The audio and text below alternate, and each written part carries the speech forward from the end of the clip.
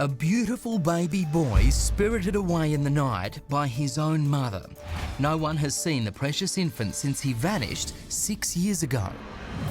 On the surface, Elizabeth Johnson and Logan McQuarrie were a golden couple, but underneath that pretty exterior were cracks.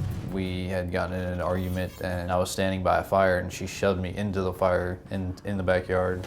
A few months later, Elizabeth became pregnant. The couple looked excited to welcome their bundle of joy, but Logan says Elizabeth wanted an abortion, but then changed her mind and decided to keep the baby. I loved him, just picked him up and kind of stared at him and just held him for a long time. The baby adored by Grandma, cozy in a fluffy blanket and sporting a little giraffe onesie. But reality was very different. According to Logan, Elizabeth was unable to tolerate the challenges of caring for a newborn. Whenever he would cry, she would go in the other room and leave him in a different room so she didn't have to hear it. The young dad says he walked on eggshells in fear of setting Elizabeth off. All my socks were cut in half, my boxers, pants, all of them were cut up, my shirts. All the shoes I had, all the tongues were cut out of my shoes and the shoelaces cut in half.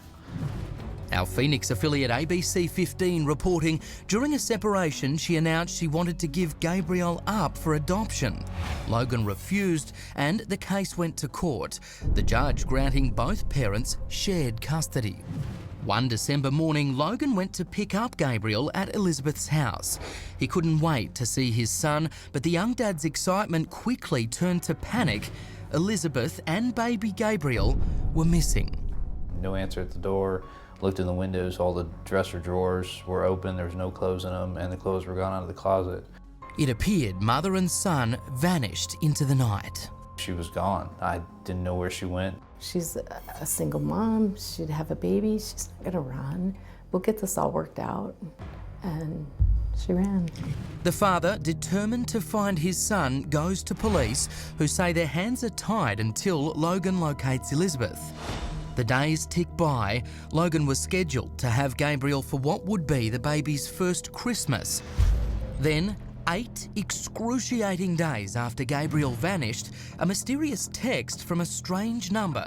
It read, "You will never find me. I'm already boarding a plane out of the country. When I'm safe, I'll email you the exact location of dead Gabriel's little blue body, if the garbage don't come first." A frantic Logan dials the number. Elizabeth picks up the phone. You did not hurt Gabriel. Yes, because I put the keys up in the tree blue, because I put them in a paper bag and I put them in the trash can. Where are you? Where's Gabriel? The pool, I killed him this morning. I didn't know if I wanted to believe it or not. You know, it scared the crap out of me. It appears Elizabeth travelled to San Antonio, but why she went to a place where she had no connection was a mystery. Our San Antonio affiliate Fox 29's Yami Virgin reporting that Elizabeth's first priority was to find work.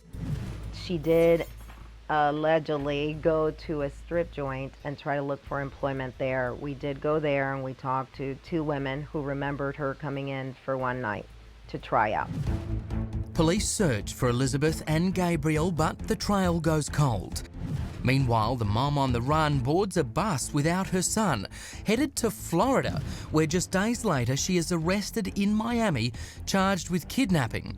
Elizabeth changes her story to police, telling them baby Gabriel isn't dead, he's alive and well, and in the care of a San Antonio couple who she claims to have met through an underground adoption agency.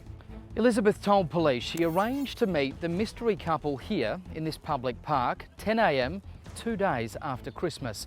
So as the families in these homes were exchanging gifts, Elizabeth was handing over little Gabriel, his new life beginning just near this swing set.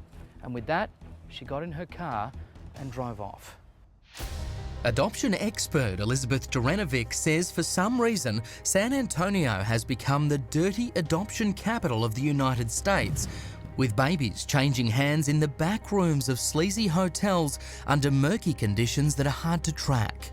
When it comes to whether or not this adoption could have happened, why San Antonio? It's been a community in which there have been a proliferation of adoption agencies, many of them attorney-owned. And in fact, there was a very notorious agency very close to the hotel where Elizabeth Johnson stayed in San Antonio. And that raises a lot of questions about what happened to this little boy. Can you tell me a little bit about that particular agency? And they were known for being a feeder agency for New York baby brokers. Jurenovich says that hotel was a well-known headquarters for baby brokering, with pregnant mothers checking in and out of the hotel in a day or two, just enough time to birth the baby and hand it off for payment. Traditionally, adoption was considered to be the domain of social service agencies. The alternative was, of course, black market adoption, where children were being placed for sale.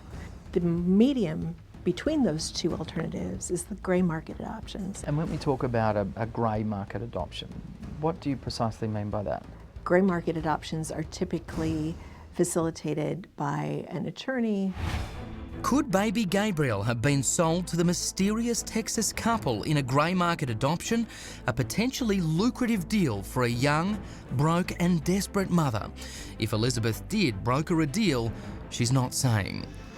After her arrest, Elizabeth is extradited to Arizona, where she's put on trial, facing multiple charges including kidnapping and custodial interference.